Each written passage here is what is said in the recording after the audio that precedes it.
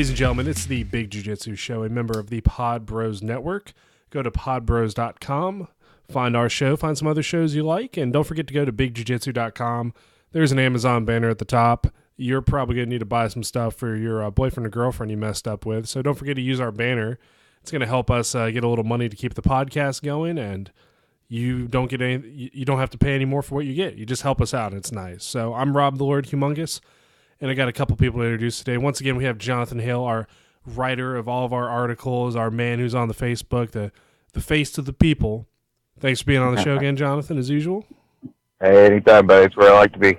And very special guest. It's pretty awesome to have him on the show today. We have JW Wright with us today. So, JW, thanks for being on the show today. Oh, my pleasure. Thanks for having me, guys. Awesome. So, before we get started, we always ask people kind of give us a real quick background about how they got started in martial arts or even specifically Brazilian Jiu-Jitsu. So, how exactly did you kind of fall into martial arts? Yeah, man, I was a lifelong martial artist. Loved to, did karate, taekwondo when I was a kid, and as soon as I was going into those teenage years, I saw a little Brazilian guy named Royler Gracie choking guys out on pay-per-view, and I realized that there was something to that. I was really into like the karate fighting and point fighting and all that stuff because that's all there was around my area. And, ended up, I was in a real small town, grew up in a town of like 1,200 people and really wasn't, any availabilities, ended up moving to St. Louis when I was 18. Still really not a prevalent time of jiu-jitsu in the late 90s there, 95, 96. And, found a Sambo club and started doing, Sambo and competing in that, nationally. And then probably around 1999, I found out that Royler Gracie was going to be teaching a seminar in Ohio, and really had looked on the old interwebs back in the day and saw that he was the number one fighter at my weight class. I'm a lightweight guy, and was like, man, who better to train with than the person that is your same weight? And He was the reigning 96, 97, 98, 99 world champion, so it was pretty evident at that time who the top dog was, and I really begged, borrowed, and pleaded and to get a private lesson with him, and that kind of set me in motion, man. I really hit it off with Royler, and it's a really long story that I won't get into, but over the next year, him and one of his black belts, David Adiv, they both kind of took me underneath their wing and did a lot of things they didn't have to do to make sure I was training the right way with the right people. And, here I am 20 years later and happy to be a representative of the Gracie family. Heck of a story. So you pretty much went out and found whatever you could, especially after that UFC. It seems to be kind of like a reoccurring theme of these guys doing traditional martial arts and finding like a grappling style. I just kind of find that interesting. Not like a bad way, but just how it comes to be. That's what's so funny. I saw an article earlier in the week on how, the ideology of what jiu-jitsu is today has totally changed, where in my day, like the land of VHS, everybody had the Hinzo Gracie, Curry Kuka, VHS tapes, and that was our information. The information of YouTube and, the online universities weren't even a thought process back then. So, really, I had the availability to travel. So if Royler was in New York, JW was in New York. If he was in California, that's it. There's a reason I kept making trips to Brazil, because jiu-jitsu didn't come to us. We had to go to it at the time. And, I think that pays dividends on guys that really were committed to the art and wanted to bring back something special. Versus, I think there's a lot of difference in the guys that are just plugging it on, looking on the online universities and thinking that maybe that's what jiu-jitsu is. Well, JW, there's a lot of people out there that still doing that. They still have to go, hours and hours from, to their instruction to actually make it somewhere and to actually make it to their black belt or even blue belt for that matter. Do you have any advice for them to actually help give them the drive to keep doing it? Yeah, the biggest thing I can tell them, as an example, I'm driving 5 hours to teach a seminar tonight for one of my brown belts. So I'm lucky enough that I can drive to those guys a little bit now, and they can share that and come to me too. But if you train with purpose, if you really go out and let's say you only see your instructor every 2 to 3 months, if you go out there with a plan and understand that if you go out there with just a single purpose of learning a position or learning something that you know that'll be, 3 months worth of homework, then you can take that and really better yourself. And as an example, I probably see Royler every 3 months, and we would start off right where I left off, and I knew I had the exact question. If you do one private lesson with your instructor, you've got 3 months worth of material. If you don't, you're not learning the right stuff, or you're just not training with purpose. You're just asking a bunch of random questions about random positions. My suggestion would be go in there with a real plan, go in there knowing where your weaknesses, and where your strengths are, and build both of them, and I think that really helps the progress of a student. No, it's really interesting. Right. I'm sorry. Go ahead, Jonathan. Oh, I was just commenting, Tim. That's awesome. I like that idea. No, it is, because that's something I have to deal with right now. My instructor is in Arizona, so I can't really do privates with him all the time. I'm in Germany, but finding that one move, you really have to work. Like, it kind of feels out here almost like what I heard, talking about like 95, 96, late 90s with jiu-jitsu. It was like, hey, you're a purple belt. You're the man.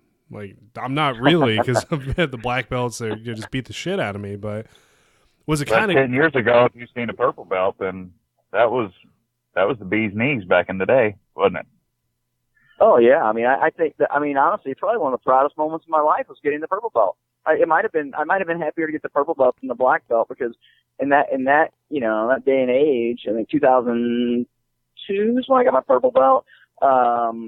They just went around. I remember going to Brazil and wondering, I'm like, man, you never really got to train with another purple belt, and I had a whole room full of them. And I was like, oh my God, I am a purple belt. I'm doing well against these guys, and just the thought process of again, I see that in other small schools, is they really don't know what maybe a purple belt or a brown belt's level is, because they have 5 or 6 other guys in there. And if one of them's good, maybe they're good in that room, but they're not good, not as good from a standpoint of a room. If last night, as an example, I had 42 people on the mat. There was 6 black belts in there. I think there's 8 brown belts. So when you walk in a room like that, you start to see your deficiencies a lot quicker than if you're the top dog. And that, it takes time. It takes time. Yeah, it does. And maybe I'm just weird, but I enjoy getting my ass kicked in the gym. Like, because it shows me what I'm doing wrong. And yeah, exactly. I have a really good group of students right now, and they're really tough kids. And I say kids, but they're my age. I think I'm an old man at heart or something. I don't know, but they take it to it. They take it to you, but at the same time, it does kind of suck not having that good friend who's a purple or a brown belt just stomping your face in every time. Yeah, that's probably the greatest struggle as a person that's an instructor, and if you haven't built the room to where you have other people as good as you or better than you, then that's a different way that, as an example, just to kind of go back on the last subject, that I had to really find, being that I was the only purple belt at my academy and a few blue belts when we first started, that I really had to put a lot of emphasis on positional sparring. You can't just go roll and get better. You can't just show up and get better. You have to be able to create an exact position and let your opponent know, when they're ahead, when they're behind, and spar out of those positions. And getting those exact reactions, you can do it, you can get an exact reaction 100 times a night, where if you spar for a month, maybe you'll get the reaction 2 or 3 times. So, right. There are ways to get better for sure, but being the top dog is a tough thing. Yeah, we were having a conversation similar to that, if you train with the same people day in and day out, you don't really feel yourself getting better. Right. Everybody progresses at the same level. And I honestly got to a point to where I was almost like I'm just wasting my time. And then we got some new guys in the school, and I'm like, wow, I can actually do this stuff. And I know what I'm doing. Yeah, it's weird how that works out. That I don't know if it's like that with Sambo and stuff like that as well, but I think it's pretty roundabout with most grappling arts. Yeah, I can't really say that from Sambo because, I'll say that my training in that was, as soon as I met Royler, I basically had to relearn everything. It was seeing jiu-jitsu from the purest source makes you realize how little you know, and that goes for me today. I'm always blown away at the simplest of mechanics and the simplest of details make the biggest of differences. And, I think that's another reason on a different subject why you have to have instructors. Like you don't, as a second degree black belt, I'm a white belt at heart. I'm always going to David and Royler and those guys and asking little details to get better. Jiu-jitsu should be, instead of the gentle art, it should also be the art of improvement, man. We always have that. If we're not trying to improve ourselves, then, we might as well be 6 feet under. Very true. I absolutely agree with that as well. What's the point of doing it if you're not going to try to get better? Exactly. There are some guys that just are happy with laying on top of people and then bitching about, not getting promoted, but there's always going to be that guy, right? Well, I don't worry about those guys because I just choke the shit out of them. You just got to work. That's the nice thing about it is again, you can't show up and not get better and think you're going to get promoted. It's, even the simplest things. We all come in at a different age. I've got guys into the late 50s. They're some of my most technical guys and best instructors.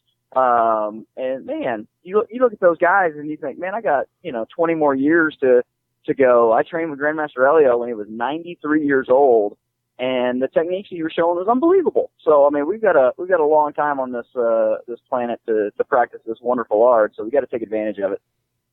Yeah, I was talking to Jonathan Satava. I don't know if you've met him or not. He said that I haven't. Well, he said that a lot of the time your the best technique you get, you can't move, and that's kind of how Marcelo Garcia believes in it. Is that's why they drill so hard to start the day, because whenever you're 80 and 90 years old, you're not going to have that strength and that physical ability to fall back on. You're going to have to be able to catch people without them knowing any different. Yeah, it's really unique. Being in the grappling arts for over 20 years now, I really like the idea that understanding your positions and your techniques, and understanding that technique and strength create leverage. And that's what Elio Gracie used to tell us on. Technique and leverage creates strength. So, if you look at that and you think, man, I'm going to be 60 someday. Can I roll with a 20-year-old? Can I still control those positions well enough? And that's when you start coming down like, oh, well, now if you can just defend yourself and not get submitted, and there's 40 years difference, man, isn't that a success? Isn't that an amazing ability? So, I think there's a lot of things as I grow older and, don't recover as well, definitely don't have the cardio I had at 20. I think jiu-jitsu gives you other things to look at and to really enjoy. So, it's exciting. Like, there's always something to look forward to. So you pretty much live jiu-jitsu. You're pretty well living the dream. You run tournaments for Fuji BJJ. You have Gracie Humaida in St. Louis. You're bouncing from, seminar to seminar to seminar. A person will run themselves dizzy just trying to keep up with you. How in the damn hell do you keep up with yourself? And what's that like to actually just do jiu-jitsu and get paid to do jiu-jitsu or whatever it is, to actually, because you quit your job to start doing jiu-jitsu full time. Am I correct? Yeah, I did. And what's funny is I was a black belt and still working full time and taught 2-3 days a week. And I always thought to myself that if I started teaching jiu-jitsu full time, that I would lose my passion for it. I would lose the fun out it. And that was just a stupid thought. Obviously I do have the greatest job in the world, being able to share my passion and let people see that with passion, purpose can, align itself. But with that being said, I probably work harder at this job than I've ever worked harder, in my life. Being on the go, 24/7, and really trying to do something in this sport that I think is unique is a challenge. I mean, teaching jiu-jitsu, the actual art of teaching jiu-jitsu is actually the easiest part of my day. That's actually the simple part that I can, just enjoy and have fun.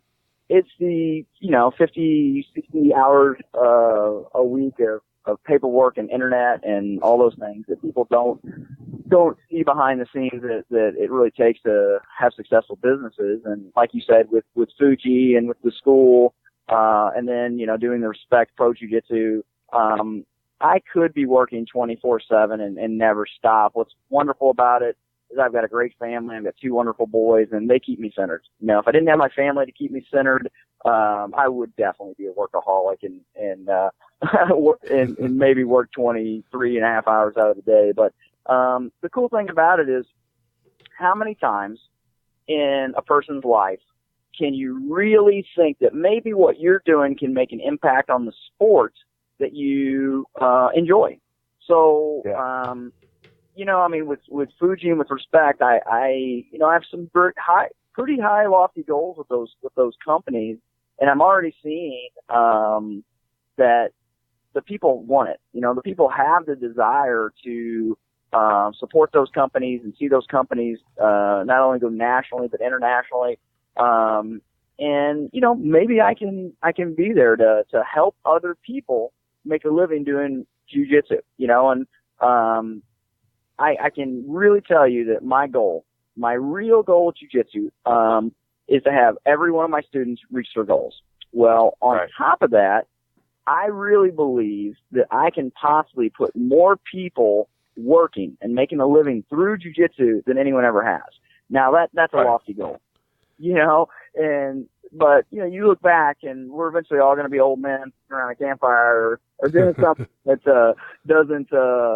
isn't putting the gi on. And man, I'm going to look back and think I tried. I tried my best to go out there and support jiu-jitsu and support the people that want to make this sport something special and this art something special. So it's pretty incredible, man. It's pretty incredible. But on a day-to-day basis, my wife asks me, "Where are you going today?" So it seems to be a reoccurring struggle with a lot of us is like, are you going to jiu-jitsu today? Yes, I'm going to jiu-jitsu today. Like, where are you going? Yes. Exactly. So, I mean, I'm not quite as well traveled as you are, JW, but You've got most of your black belts actually work for you, not only teaching and reffing most of your events.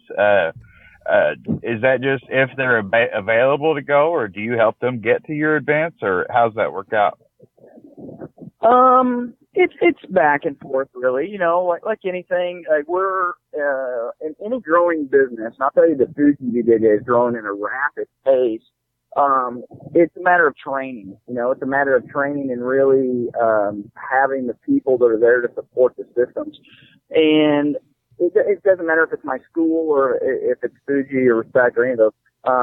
If you don't have people that are super intelligent that can really do what you do, they might not be the clones, but if they can believe in your systems and what you're trying to do, it's just a matter of helping them get all the training that they need, and then it's just following procedures. So when I leave my academy as an example, I know it's in good hands. I have some of the best instructors there, and they know the way I want the classes run. They know how to handle the academy. So I can leave and feel very, very confident that the student is getting a fantastic product. With the tournaments, it's a little bit more difficult because we're always trying to gain and train referees and people that can run tables and really know the sport inside and out. So I'm lucky to have a couple guys that can mirror me and do my job. But I'm a little bit of a micromanager when it comes to the tournaments. With the tournaments doing so well, and I know what I want that tournament to turn into, it's very important for me to make sure that every single little thing is done correctly. And we're all human. The trials and tribulations of a business will happen, but it's how you take care of them and that really make the difference between you and your other competitor. Yeah, I was gonna say like tournaments are very like I don't know if sensitive is really a good word for like but kind of it can be good or it can be really bad for students. So ensuring that a tournament goes really well makes a huge impact on people. Even if you go out there and you lose all your matches and you don't do very good, but you had a good time there. That's what makes a difference. Because even in all martial arts I've seen, if you go to a tournament, it's a bad tournament, you don't do well, it really turns people off to the sport. And even if you're like micromanaging it, I think that still kind of can be. I can kind of understand micromanaging it because you want people to have that positive experience at these tournaments. Yeah, definitely. And I think you have to have somebody that really, really understands how important the experience is, the customer experience. So, at the end of the day, only a third of the people are going to win their divisions. In a perfect world, I would have every competitor would win a gold medal and a silver medal so that they felt good about themselves and then still realize that they had work to do. And the real challenge, with those events aren't really running them. It's educating. It's educating the consumer. The biggest issues I see is uneducated parents, uneducated coaching, and that's the frustrating part. It's one of those things that we try to do a real good job with our internet presence and things that we provide, but I still see out there that there's a lot of people that love to think they do jiu-jitsu, but they come from academies that could care less about sport. So it turns into people being mad maybe over something they would get disqualified for, or they didn't understand how something was scored and points. And it's their own education, and that's the sad thing that I'm fighting against. You're almost fighting against educating people, and that sounds like it's the silliest thing in the world, but it's the truth. No, I mean you're right. I was going to say there's a documentary that came out not that long ago on Netflix. It's been a subject of a lot of other people's podcasts as well. It's called Trophy Dads, I believe it is.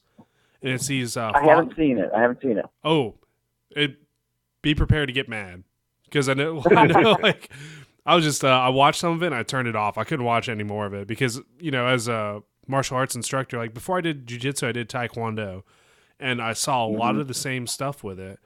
And it's parents who like either never made it or think their kid is the next big thing, and they just treat their kids like shit because they're not winning. They're not doing what they think they should. Like one of the guys has his son do boatloads of extra drills for football, but talk shit to him like, "Oh, you're terrible. You suck." Like that's really, really hurts my heart to see stuff like that, and then see it come over in jiu-jitsu. Like, kind of hurts me even more because it's supposed to be a sport where everybody who's kicked my ass or I've kicked their ass or, we went to, like, points or whatever, we got up and we hugged and we laughed about it afterwards. It's great. You're right.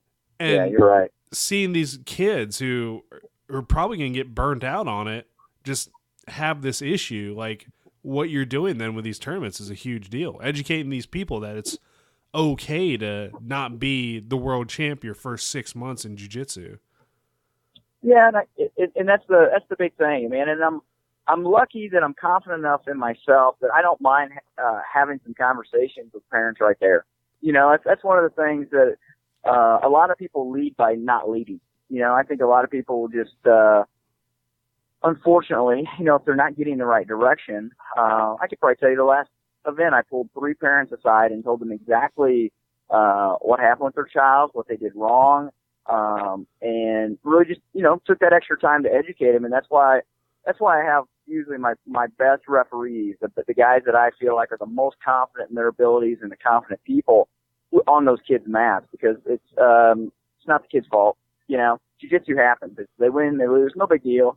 Going out there and seeing my own son compete, that's a great thing. I don't care if he wins or loses. Does he have fun that day, like you said? If he enjoys himself, if he learns a little bit about himself, and he walks off in a positive way, which is awesome. He came up to me later in the day, and he's like, Dad, yeah, I made 2 new friends. Like, we're going to hopefully meet each other at the next tournament. I'm like, yeah, buddy. I go, that's great. That's the way it should be. And just like you said before, Exactly. like those, some of my closest friends, now are people that have, I've went to war with, I mean, that's part of it. It's weird how it's like it's mutual respect because, like you said, your son made 2 friends and they had tournaments and our matches at the tournament went amazingly. Or like a good friend of mine, I hated his guts the first 2 months I was at the gym. Like James Hardiman, I was like, God, I hate this bastard. He's so tough and he keeps beating me, and I'm trying to beat him, but we became best friends after that. So that's funny too, because like I always say, like, you don't truly respect a man until you feel what he brings. And Right. like, even in the academy, people, you see it all the time, and it doesn't matter if it's a tournament or just training partners. It's like, oh, now you train, now you sweat, you trained hard. It's like, oh, okay, now it's time to talk and, and have fun. It doesn't matter if you won or lost. It's, you have that respect. Absolutely. Well, we've talked about the friends that you get out of the whole deal. How do you deal with, the visiting assholes, the ones that come in there, they refuse to tap, or, they pretty much like they're fighting for the pans every time they walk into a gym. How do you deal with people like that? Are you saying in the academy or in the tournaments?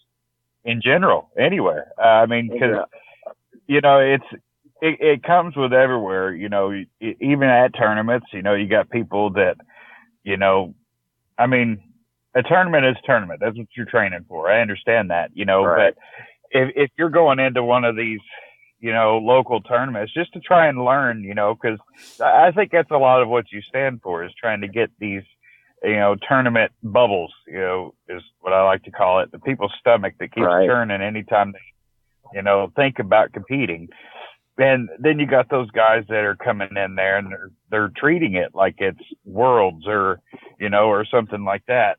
I mean, how do you get people to really calm down and, if they need to, take it as it is, really treat it as, you're here to learn and possibly meet some people, not kill the people you're rolling with? Yeah, it's a fine line. It's a fine line because, as you make a pretty open statement there. And what I mean by that is, like, when you paint the picture even more detailed, the answer becomes more exact. It's a little bit easier to see, as the picture is painted more detailed. And I'm going to explain what I mean by that. If you say that a guy comes in, it's a new student, and he wants to, train really hard. Maybe he's really athletic. Maybe he's really tough. And, like the younger guys or the white belts that are just beginning are having a tough time with him. I've actually made a mistake. I've already made a mistake. Why is he with someone that he can give a hard time to? Why is he being controlled or, in a controlling atmosphere? If you can, what you do, and this is like what I say, like, you have to respect the person you're with. It's my job to really, officiate or, put the rules in place of the academy. So if someone is super, super athletic, they're never going to roll with the white belt. They're always going to roll with someone that is more controlling of them. And I think that should go no matter what. So, if an instructor just lets everyone roll and doesn't help them, police the room per se, then you're going to have problems. You're going to have problems with, a lot of guys getting upset, a lot of, people feeling frustrated with their technique, where you need to put that person that's just a spaz maybe or super athletic with people that can ultimately control him with ease, and then slowly work them into the principles of understanding using the techniques of jiu-jitsu. And man, that's nothing new with me. I can't even count the amount of college wrestlers that have come in and incredibly tough guys. And I've turned a lot of those guys into unbelievable jiu-jitsu fighters, but it's by really policing them and having a really open line of communication and letting them know that, just being tough and kind of make me laugh whenever we start to think about, like, guys that just won't tap on the armbar. If I'm rolling with a beginner or one of my other guys are rolling with a beginner and they're armbarring and he won't tap, we'll tell the guy, hey man, you're in danger, you should tap. That's how it should work. Or they let go and they say, hey man, go ahead and stop. Do you understand that I had your arm straight and I could have hurt you? And if there's ever any ego or attitude after that, then it's my responsibility as the instructor. I take it upon myself to take that person and really try to educate them in the art, because the last thing I need is someone hurt my academy, and they can't learn when they're choked unconscious. It's a little hard to learn if you're asleep. Oh, man. So it's definitely a challenge. But if you police the room and you police the people you're putting them with, it really doesn't become an issue whatsoever. Well, you need that active instructor there. I mean, that's a huge deal. That's it, yeah. I've been to academies where it's, hey, slap, bump, roll, and you look around and where's the instructor? He's chilling out in the back office while everybody's out there, throwing down, and that's usually how the bad stuff happens. Like you said, nobody's there to police it. I mean, we can police each other, but the instructor's not there to really have the ultimate say on what's going on. Yeah, and it's a prime example of why not all schools are successful. Not that I'm any person to judge what success really is, but, if you have a great environment, then jiu-jitsu will grow. If you have jiu-jitsu that really builds a community, and that community builds a positive environment, then your students are going to know exactly what jiu-jitsu should be, in the academy. So, that's why I say, like, when you come into a really positive place, and I mean, I've been through some academies myself that, you just kind of shake your head and be like, well, that's why there's 5 people in the room. Yeah. You go into a room that's full and everybody's positive, everybody has good energy, then, the instructor is very involved. Absolutely. So, you have a little bit of MMA experience as well, don't you? Yeah, a little bit, man, a little bit. I think my first fight was 2003, and my next fight was in 2010. So that's pretty good. That's a pretty good length of a camp. So you got really prepared for it. I got prepared for Strike Force back in the day. Yeah, what was funny is here's an example of how the sport changes. My first fight was in a ring with gloves that I had to buy, and they were actually like Chuck Norris gloves that we had to cut the padding out of the hand. Okay. And the guy that was doing the fight was like, well, I don't care as long as they have padded gloves. That's all we need. I'm like, all right. So, it's interesting. The first time I fought jiu-jitsu or fought MMA, it was for one reason. I wanted to prove that my jiu-jitsu would work in that fight, in that atmosphere. Like in my mind, when I go out there for an MMA fight, I just want to know, like, how does this guy think he's going to stop me? How is that possible? Like, how is he going to get around my jiu-jitsu? And, the first 2 times I did it went great. The last time I blew my ACL out. So, ooh, shit. Yeah. So we it's funny, but I had one amateur fight, 2 pro fights. My first pro fight was in Strike Force, and was a great experience. It was on the Henderson Babalu card, and just to be around there. Yeah, it was just a great show. I won my fight in like a minute, and just a great experience. If I fought my first fight for the experience of seeing, why or how my jiu-jitsu would react, I fought for the experience my second time. The second time was just a matter of, like, man, I want to fight in front of 9,000, 10,000 people in my hometown, see what that energy would, do to me. And it was just a great experience, and I say that the last time I fought for the wrong reasons, I got injured right before the fight, and I still fought, and I thought, wow, that just taught me a great lesson. You got to be smart. You got to have the right people telling you, like, hey, man, your leg doesn't work, don't fight. But that's part of the, you got to do what you got to do. Now, there was a video that just came out recently, say within the last day or two, of a woman, an older woman, I say she was in her 60s, who had an MMA fight with a 24-year-old. And granted, she didn't win. And you know what? Honestly, it wasn't as bad as I thought it would be. So she got mad at it. It was a TKO, but she was, a jiu-jitsu blue belt. And she actually caught the girl's leg at one point and took her against the cage. But do you think, based on MMA experience, like you said, is there any time that is not a good time to try to prove yourself? Do you think there's like an age limit on MMA, or do you feel it's just up to the person? Man, it really is up to the person. We're the only person in control of our own bodies, and not a lot of people know other than my students. Like, I had a pretty bad concussion about 9 months ago, and coming back from that concussion, I still feel residual effects of it. But I'm way, way better, than when it first happened. Having that and knowing how long it took me to recover at 40 now, I can't imagine fighting in my 60s or 50s. Like, knowing what the body has to go through and think that, you're hoping to get to 80 or 90, man, I just, fighting is a young man's sport. I love that jiu-jitsu gives you an avenue not to take unwanted damage if you don't have to. Like, I could still get an MMA fight. I could probably get an MMA fight next month if I wanted, and just have absolutely zero desire. So it's one of those things where I think we all control our own lives. I'm not a huge MMA fan from a standpoint of, I seen the poster come out today that both fighters are flipping the off each other in the poster or whatever, and I'm like, this is not what I got into, man. This is not why. We're following a circus now. We're following.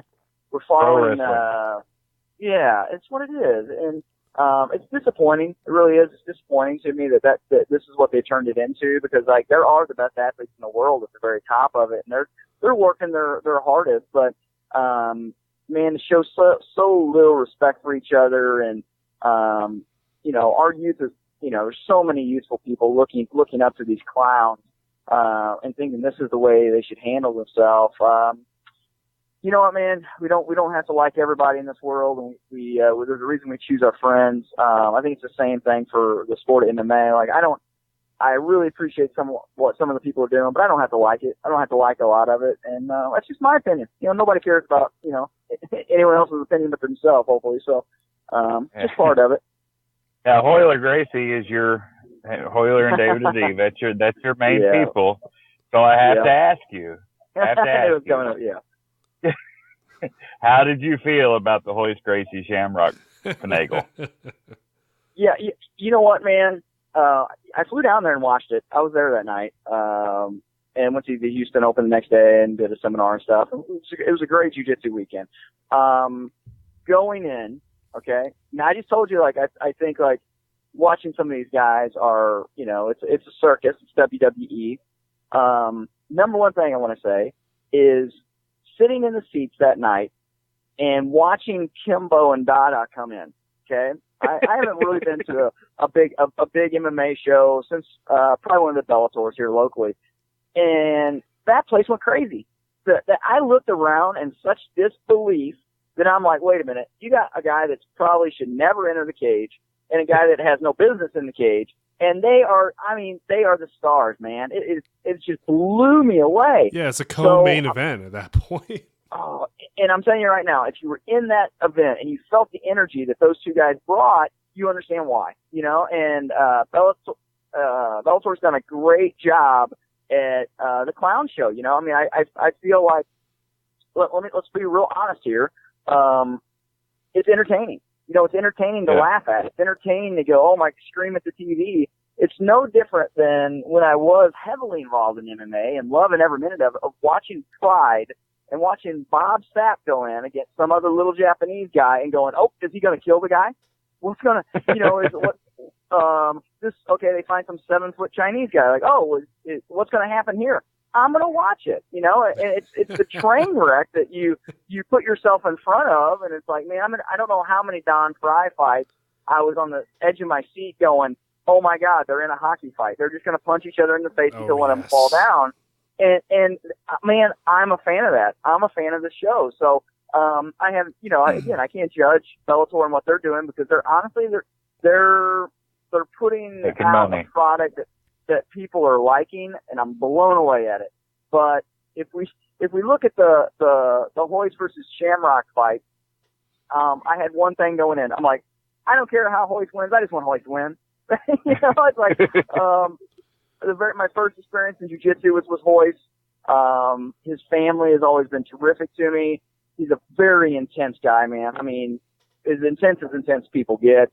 And I think the guy, just like his dad, would fight anyone anytime in the right circumstance, you know, and just hold that family honor. And, you know, I thought it was, people were saying about the knee of the groin and stuff. Watching it live, it was so fast. One knee to the body, one to the head, that the one to the head was what I saw Shamrock kind of like make sure he was kind of turning his head away. And that's when Hoyt got behind him and did the basic self-defense takedown. So it was kind of funny. It was kind of funny to me that, a guy that has grappled his whole life, as in Shamrock, doesn't know to face his opponent. You know, doesn't know, like, you know, I need to turn back in. And I just think, man, that guy's 50 something. I don't know how old Shamrock is. It's like, we're watching it. 52. We're watching it, but I didn't want Shamrock to fight Kimbo. I didn't want Shamrock to fight Hoyt.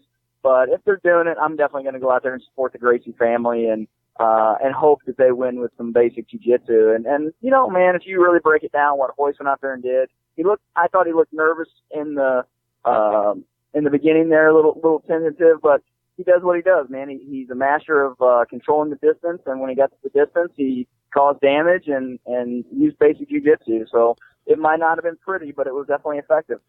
Yeah, I was gonna say, like, it is there's a little bit of ring rust there. I mean, when was the last time he fought? Oh, yeah. It was what, Sakuraba Hoist 2, which was like 07 maybe?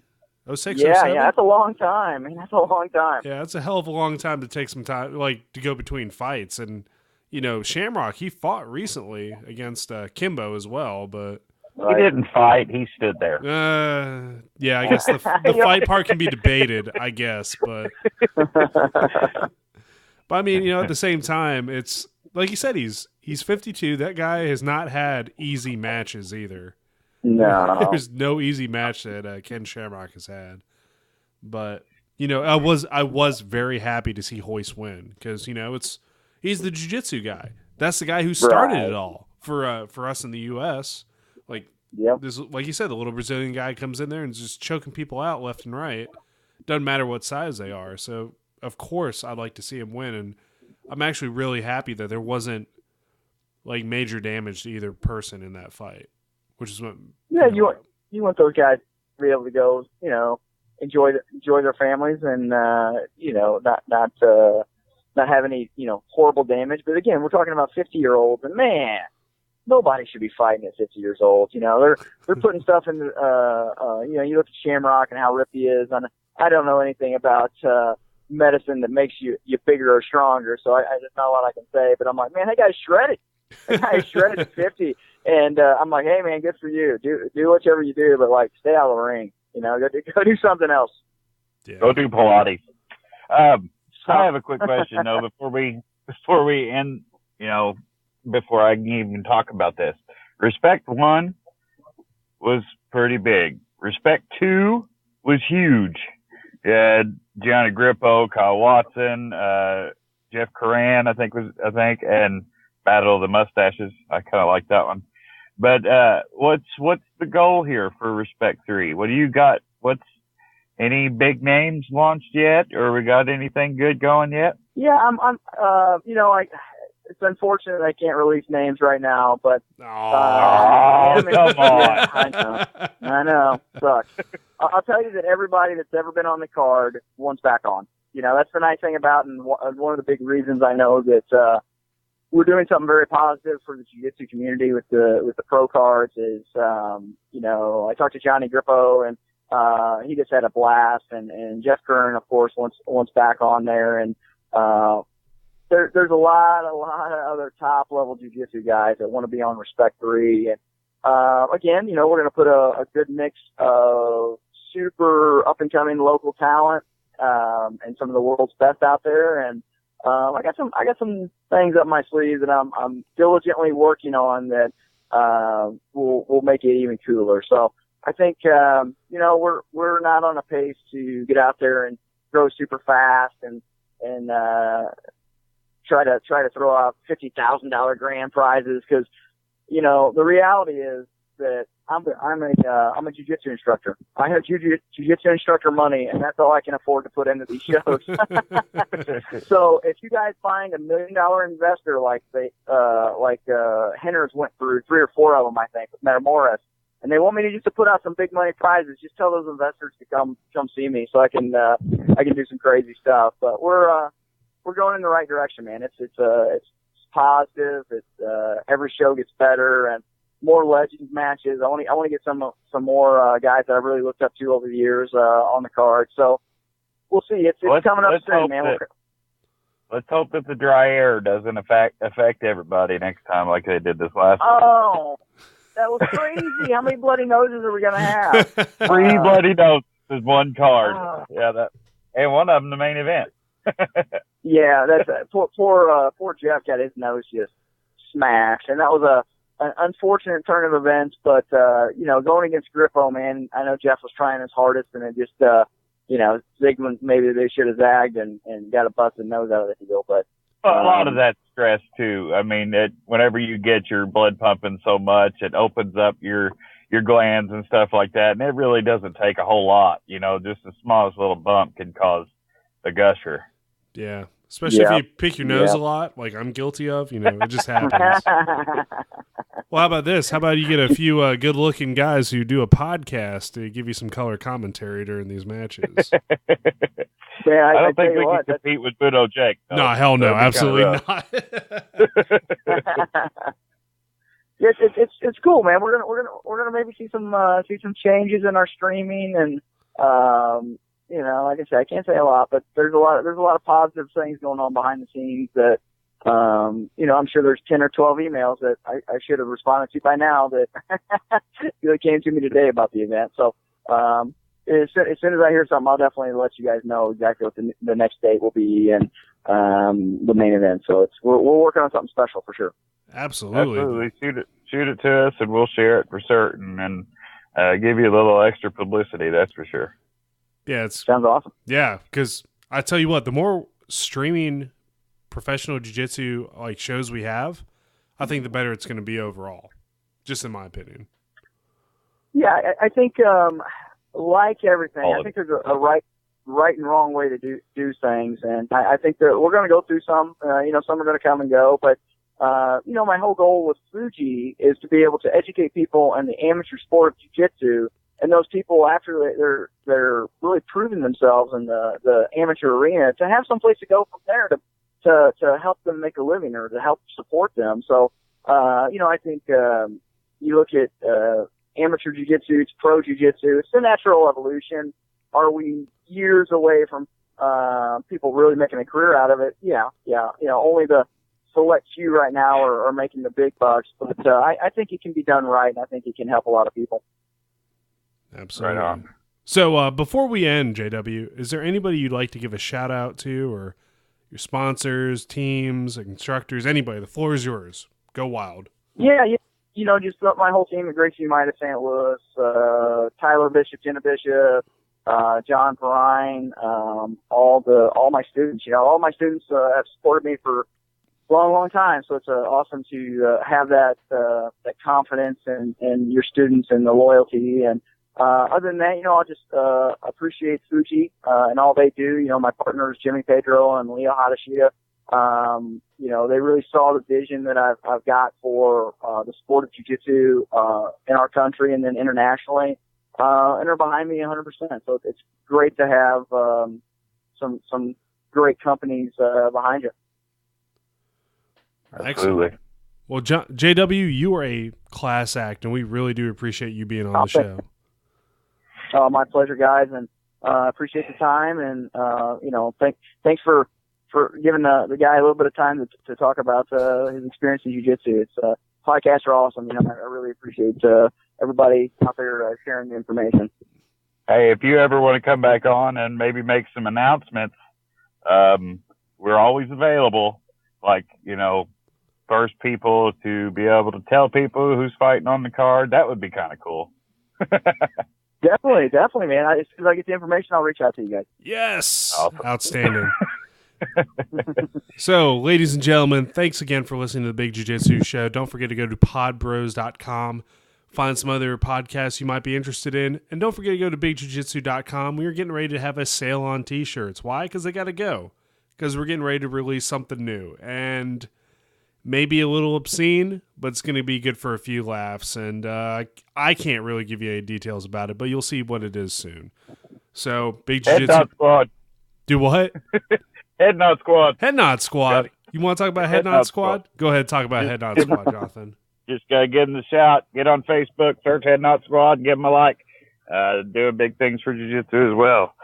Yeah, absolutely. And cancer research, which unfortunately hits close to home, but I'm really glad that they're taking that fight and taking it to it. So that's right. Like I said, bigjujitsu.com. Click on the banner page at the top or the banner at the top, Amazon.com. Buy some stuff, help us out. And other than that, I'm Rob the Lord Humongous. Thanks, JW. Thanks, guys. Appreciate it. Yep. Thanks, JW. And we will catch you all next week.